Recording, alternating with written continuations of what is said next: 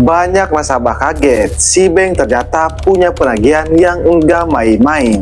Galbay, siap-siap DC datang ke rumah. Baru-baru ini beredar kabar bahwa nasabah yang nunggak pembayaran di si bank berpotensi langsung didatangi DC lapangan ke rumah.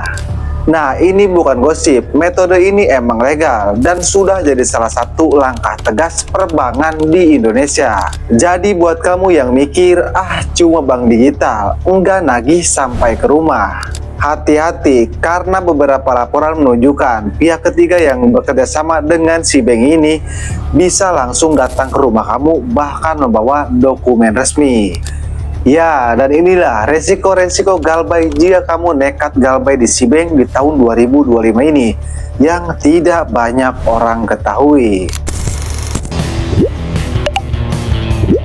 Tapi sebelum pembahasannya, buat kamu yang bergabung ke grup WA Kang Galbay, untuk linknya ada di deskripsi video ini. Grup WA Kang Galbay itu gratis, tidak ada biaya apapun. Nah, kita kembali lagi ke topik pembahasan. Apa resiko yang akan kita terima jika kita nekat Galbay di si bank di tahun 2025 ini? Apakah didatangi DC lapangan atau ada resiko hukumnya? Saya akan jelaskan di video ini, kamu simak baik-baik. Nah, kita langsung saja ke resiko yang pertama. Kita tidak akan jelaskan resiko seperti diteror atau di spam WA ya, karena itu sudah jelas pasti terjadi. Cuman untuk mengatasi hal tersebut, yaitu teror DC si bank, spam DC si bank, atau agar DC si bank tidak menghubungi kontak-kontak kita ya, saya akan jelaskan di akhir video ini setelah saya sebutkan resiko-resiko beratnya saja. Nah, untuk resiko yang pertama, jika kamu nekat Galbay di si bank ya, sudah jelas pasti nama kamu masuk Slick OJK.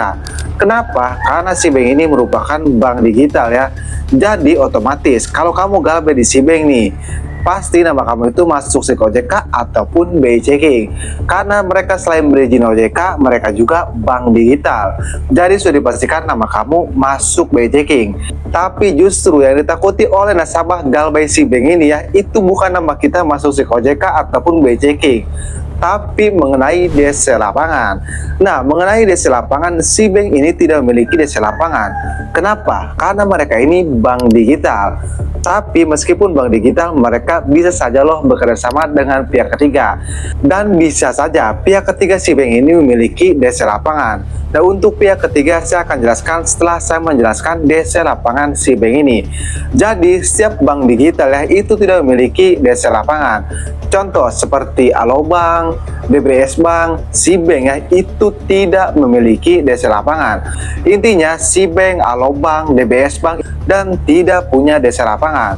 Jadi kalau kamu takut tentang DC lapangan, tenang, kamu nggak perlu takut karena si bank tidak memiliki DC lapangan. Nah, sekarang kita masuk ke yang selanjutnya, yaitu mengenai pihak ketiga. Kan kalau pihak ketiga itu biasanya ada DC lapangan. Apakah pihak ketiga si bank ini memiliki DC lapangan atau si bank memiliki pihak ketiga? Jawabannya jelas, si bank memiliki pihak ketiga. Cuman yang perlu kamu tahu, tidak semua pihak ketiga itu memiliki DC lapangan. Dan pihak ketiga si bank ini hanya penagihan online saja ya. Lebih tepatnya seperti lewat WA, lewat telepon, ataupun lewat email. Jadi pihak ketiganya itu tugasnya seperti ini. Misalnya di si bank ini sudah tidak ditagih lagi ya. Nah, dialihkanlah ke pihak ketiga si bank ini. Maka ditagihnya oleh pihak ketiga si bank ini, tapi tidak datangi ke rumah. Kenapa? Karena mereka juga tidak memiliki DC lapangan. Kan seperti yang saya bilang, tidak semua pihak ketiga itu memiliki DC lapangan. Lalu apakah kalau kita Galbay di bank digital, kita itu bisa dibawa ke juru kumbang atau dibawa ke jalur pidana? Nah, banyak nasabah pinjol legal berpikir seperti itu. Padahal mau kamu Galbay di bank digital, mau kamu Galbay di pinjol ya, yang namanya utang piutang itu tidak bisa dipenjara. Kenapa? Karena sekali lagi hutang piutang itu ujung-ujungnya perdata ya, bukan pidana. Kecuali kamu melakukan penipuan. Nah, kalau kamu melakukan penipuan sudah jelas pasti kamu dipidana. Nah, itu untuk resiko-resiko yang mungkin jadi ketakutan nasabah yang Galbay di si bank ini. Nah, sekarang kita masuk ke bagaimana cara mengatasi agar si bank ini berhenti naruh kita. Sebenarnya untuk berhenti naruh kita itu mustahil ya, bukan mustahil tapi tidak mungkin. Tapi kita juga kan bisa melakukan sesuatu agar DCC Bank ini tidak bisa meneror kita. Ya, salah satunya kita mengganti kartu HP, mengganti WA, mengganti email. Supaya apa? Supaya mereka tidak bisa meneror kita lagi. Karena aksesnya sudah ditutup oleh kita tadi ya. Yaitu lewat WA, lewat telepon, itu sudah dihapus. Cuman sebelum kamu mengganti kartu HP, mengganti WA, kamu klarifikasi dulu kontak kamu. Kenapa? Karena kalau kamu mengganti kartu HP, mengganti WA ya, otomatis si bank ini menghubungi kontak darurat kamu. Jadi kamu klarifikasi. Kamu bilang ke kontak darurat kamu, kalau ada dari si bank nge-WA atau neror ya, biarkan aja, nggak usah direspon. Karena kalau direspon nantinya mereka akan terus-menerus meneror kontak tadi. Itu untuk menghentikan teror DCC Bank. Lalu bagaimana jika DCC Bank meneror kontak-kontak kita bang? Misal mengancam galeri kita. Nah kamu nggak perlu takut, kamu tinggal hapus aja aplikasinya. Emang apa tujuannya kita menghapus aplikasinya? Jadi kalau aplikasinya dihapus, mereka tidak ada akses lagi meneror kita. Jadi kalau aplikasinya dihapus, ya mereka tidak ada akses ke galeri, mereka tidak ada akses ke kontak-kontak. Jadi mereka tidak bisa meneror kontak-kontak kita, tidak mengakses galeri kita. Karena semua pinjaman online atau semua bank digital ya, mereka dapat akses itu dari aplikasinya tadi. Nah, apakah sudah jelas pembahasannya di video kali ini?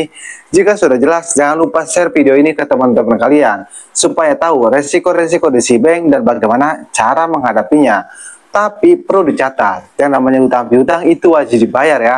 Tapi kalau kadang kita tidak punya uang, seperti ekonomi kita sedang drastis, ya bagaimana lagi? Karena lebih utamakan kebutuhan keluarga kalian, jangan utamakan kebutuhan pinjol. Lalu bagaimana sejauh ini pengalaman kalian galbay DCC Bank? Apakah aman-aman saja? Atau kalian justru pemula baru galbay DCC Bank? Silahkan tulis komentar kalian di video ini. Oke, saya Kang Galbay, sampai jumpa di video berikutnya.